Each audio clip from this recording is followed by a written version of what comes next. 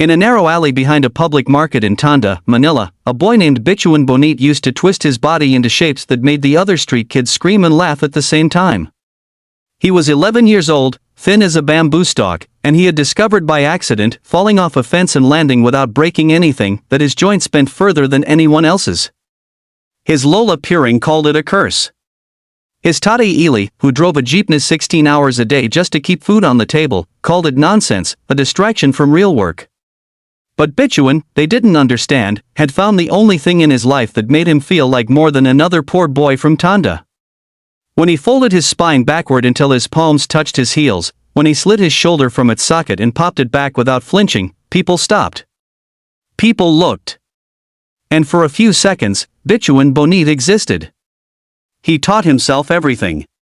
There was no gym, no coach, no YouTube tutorial slick enough to matter, just years of trial, dislocated fingers, swollen ankles, and Lola Puring rubbing herbal oil into his back every night while muttering prayers to the Santo Niño to protect her strange grandson. By the time he was 19, Bituin had built something the local barangay fiesta crowds started calling Bonetics, half acrobatics, half illusion, all bone. He could contort into a suitcase the size of a rice sack. He could walk on his hands with his legs wrapped completely around his neck. He performed at weddings, at basketball halftime shows, at the town's amateur talent nights, always for a few hundred pesos, sometimes for nothing but a free plate of adobo and rice. His father never came to watch. Not once.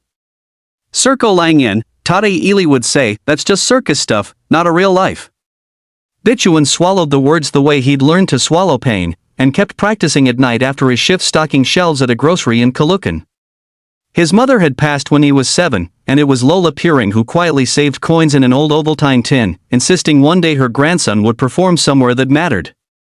The day the email came, an invitation to audition for America's Got Talent's international casting call held in Manila, Bituin read it 4 times standing in the grocery stockroom, his hands shaking so hard he nearly dropped his phone into a box of canned sardines. He told no one at first. Then he told Lola Puring, who wept into her apron and immediately lit 3 candles. His father said nothing, just walked to his jeepney and drove off for his shift, and Bituin told himself he was used to it by now. He borrowed a black bodysuit from a friend who did stunt work for local indie films.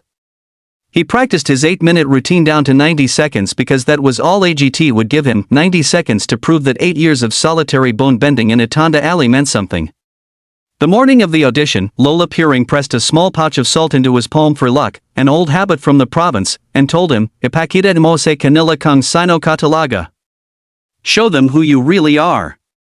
Backstage in the enormous audition hall, Bituin felt smaller than he ever had.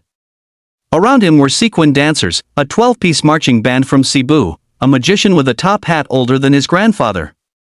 When his name was called Bituin Bonete, performing his Bonetics, his knees nearly buckled walking onto that stage. The lights were blinding. Somewhere behind that white glare sat Simon Cowell, arms crossed, unreadable as always, along with the rest of the judging panel. "So, Bituin," Simon said, reading off a card, "you're telling us your body bends in ways that shouldn't be medically possible?" "Yes, sir," Bituin answered, voice cracking slightly. "I taught myself. In an alley.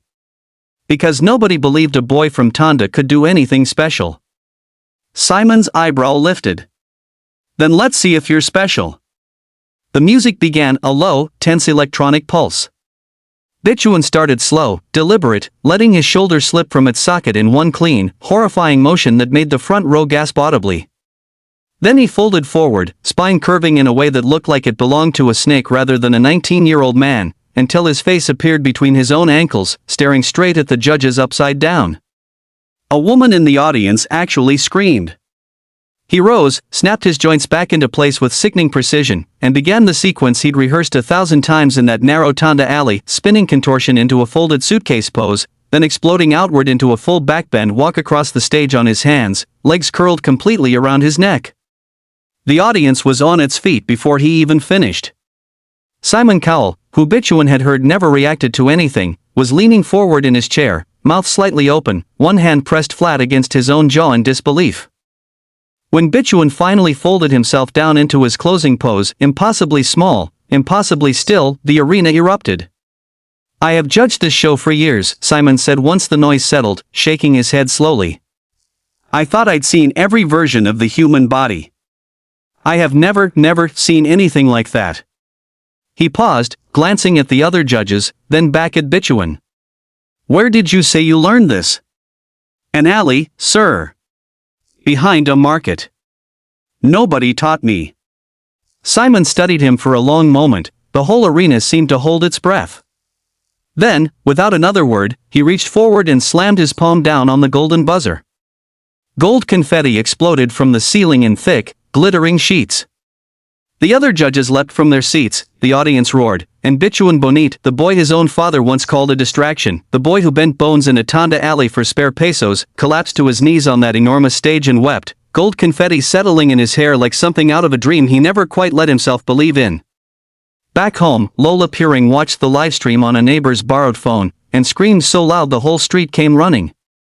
Taddy Ely, watching quietly from the jeepney terminal where a co-worker had pulled it up, said nothing for a long moment.